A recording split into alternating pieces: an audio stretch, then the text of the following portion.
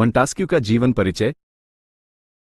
मंटास्क्यू Charles Louis II baron the Montesquieu एक फ्रांसीसी दार्शनिक, राजनीतिक वैज्ञानिक और लेखक थे जिनका जन्म 18 जनवरी 1689 को लाब्रेडे में हुआ था।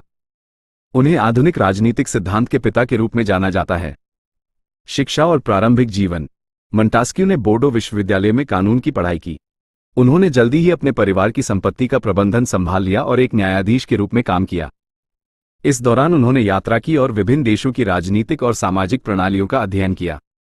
लेखन और विचार। मंटास्क्यू ने कई महत्वपूर्ण रचनाएं लिखी, जिनमें Persian letters 1721, the spirit of laws 1748 और कंसिडरेशंस ऑन द रोमन सरकार 1750 शामिल हैं।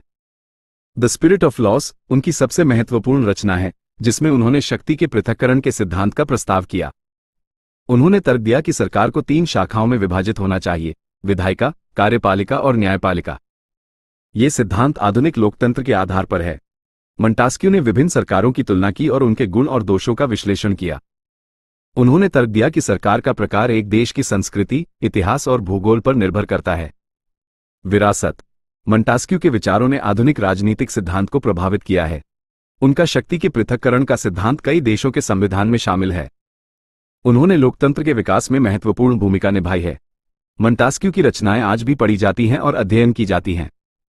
अतिरिक्त जानकारी।